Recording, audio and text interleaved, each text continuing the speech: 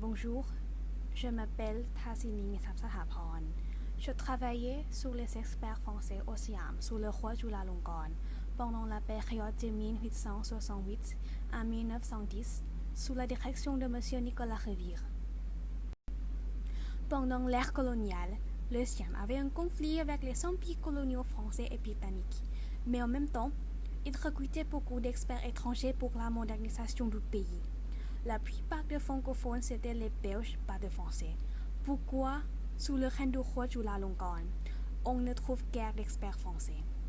Cette recherche est réelle en vue d'étudier les experts étrangers qui avaient fondé les systèmes d'infrastructure et d'administration sur la Thaïlande. À propos du méthode de recherche, cette recherche est une étude qualitative. Les informations ont été collectées auprès des sources primaires et sources secondaires, comme des livres, des articles, des journaux intimes, des tests de master et de doctorat, et surtout de l'entretien de Madame Kantika Siudom, professeure de la faculté des lettres de l'université Rangsit. Au sujet des résultats, les fonctionnaires étrangers se divisent en deux grandes parties, francophones et non francophones. Selon le graphique des experts francophones, la plupart ou 47% sont les Belges, les deuxièmes sont les Français et troisième pour les Danois. Les restes sont les Suisses et Italo-Autrichiennes. Et le graphique à droite, de moitié des non francophones sont les Anglais et de 25% sont les Allemands. Les Italiens sont troisième, les restes sont les Américains, Néerlandais, Suisses et Japonais. En conclusion, les experts d'origine française ne sont pas si peu. Ils sont la quatrième après les Allemands, les Belges et les Anglais. Par ailleurs, j'ai trouvé que le roi Chulalongkorn a engagé les Français, surtout les juristes, après l'incident de Parnam en 1893.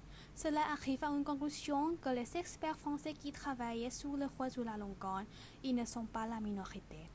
Et même si le Siam avait un conflit avec la France et aussi la Grande-Bretagne, le roi Rama V a choisi d'embaucher les bonnes personnes au bon poste pour le développement du pays et pour la mise en œuvre des politiques qui faisaient le Siam perdre le moins de territoire. Sur les bibliographies de cette recherche, je les cherchais en trois langues, le français, l'anglais et le thaï. Par exemple, le journal intime des Minjotron, un conseiller juridique d'origine belge pendant son séjour au Siam, la thèse de master au sujet des rôles et des activités de la marine royale thaïlandaise sous la monarchie absolue, et la thèse de doctorat de Inalco vers la suppression de l'exterritorialité au Siam, le rôle des juristes français sous le règne de Rama V. Ce travail ne serait pas aussi complexe sans l'aide de M. Nicolas Revire. Je le remercie pour sa passion, son orientation et surtout sa rigueur durant ma préparation de cette recherche.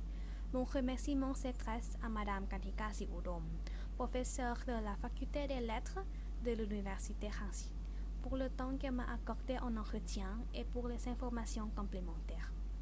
Je ne saurais oublier de remercier M. Frédéric Carral, dont les conseils et les renseignements sont très utiles. De même, j'ai exprimé ma profonde gratitude à tous les professeurs enseignants de FLE dans la faculté des arts libéraux de l'université Thammasat. Et finalement, un grand merci à ma famille et mes camarades pour la présence et le soutien durant toute la période de mes études.